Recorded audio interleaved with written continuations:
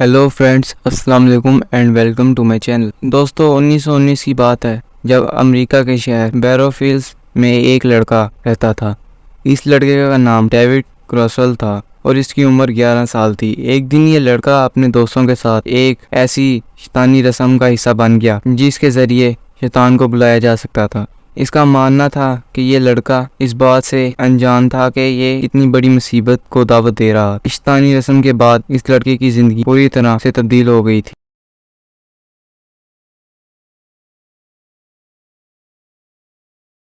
کچھ دن بعد ڈیوڈ نے اپنے فیملی کو بتایا کہ اس کو رات کے وقت ایک عجیب شکل کی مخلوق دکھائی دیتی ہے۔ ڈیوڈ بہت ڈرا ہوا تھا، لیکن اس کی والدہ نے اس وقت اس کی بات پر زیادہ توجہ نہیں دی۔ یہ ایک ایسی کہانی ہے جس کو سن کر آپ حیران رہ جاؤ گے۔ دوستوں، وقت گزرنے کے ساتھ ساتھ اس لڑکے کی حالت مزید خراب ہونے لگی۔ کوئی نہیں جانتا تھا کہ اس کے ساتھ آخر کیا ہو رہا ہے۔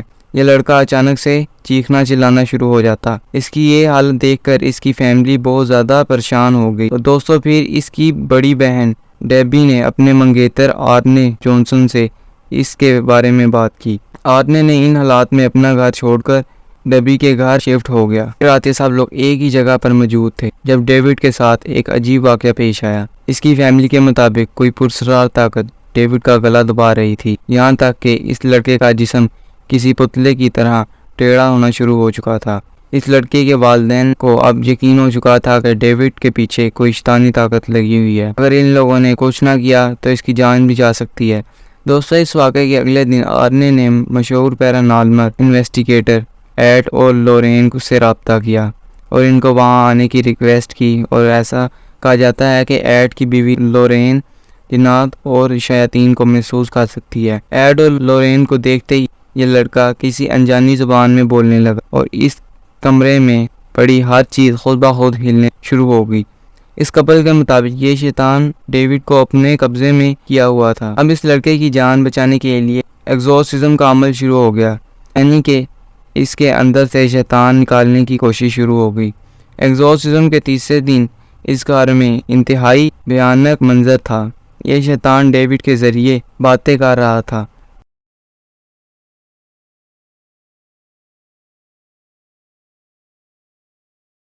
اس موقع پر آرنے نے شیطان سے ایک عجیب بات کہہ دی۔ دوستو، آرنے نے اس شیطان سے کہا کہ وہ اس لڑکے کی جان چھوڑ کر اس کے جسم میں داخل ہو جائے۔ اس بات کی کچھ دیر بعد حیرت انگیز طور پر سب کچھ نارمل ہو گیا۔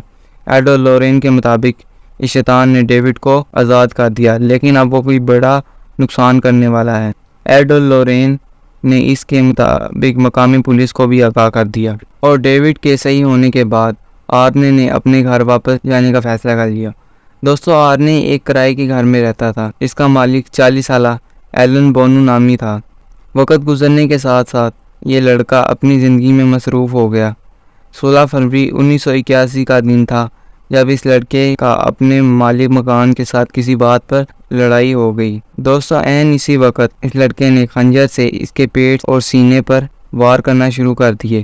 آرنے وہاں سے بھاگ گیا اور اس واقعے کی تھوڑی دیر بعد ایک ویران سڑک سے آرنے کو گرفتار کر لیا گیا۔ پولیس کا دعویٰ تھا کہ جب آرنے کو پکڑا گیا تو اس کا دماغی حالت عجیب لگ رہی تھی۔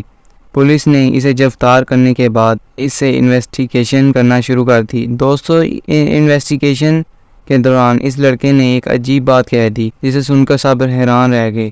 پولیس کو بتایا گیا کہ قتل کے وقت یہ اپنے آپ میں نہیں تھا۔ اس کے مطابق اس نے یہ قتل شیطان کے کہنے پر کیا ہے۔ اس لڑکے کی یہ عجیب بات جب عدالت تک پہنچی تو وہ بھی اس کے بیان پر حیران رہ گئے۔ دوستو، عدالت کے لیے ایک عجیب نوعیت کا کیس تھا۔ اس کیس کی تہہ تک جانے کے لیے پولیس نے ایڈ اور لورین کو بلایا۔ اگلے 10 مہینوں تک یہ کیس کو حل کرنے میں پولیس کی مدد کرتا رہا۔ یہ 24 نومبر 1981 کا دن تھا جب پولیس نے پیرانارمل انویسٹیگیٹر کی مدد سے ایک رپورٹ عدالت میں پیش کی۔ دوستو، ایڈ اور لورین نے عدالت کو بتایا کہ ہم نے اس واقعے سے کچھ عرصہ پہلے پولیس کو آگاہ کر دیا تھا کہ کچھ نہ کچھ خراب ہونے والا ہے۔ ایڈ اور لورین اس بات پر یقین کرتے تھے کہ اس قاتل کے پیچھے ایک شیطان کا ہاتھ ہے، اور آرنے نے یہ قتل اپنی مرضی سے نہیں کیا، اور ان کا یہ بھی ماننا تھا کہ آرنے کو بھی یہی شیطان کنٹرول کر رہا ہے جو ڈیوڈ کے جسم پر ہیوی تھا۔ خیر عدالت نے اس باتوں کے باوجود بھی 18 سالہ آرنے کو 5 سال کی سزا سنا دی۔ اس سنسنی خیز کہانی نے امریکہ کو ہلا دیا اور اس واقعے پر 2021 میں ایک فلم بھی بنی تھی جس کا نام the Conjuring devil made me do it تھا۔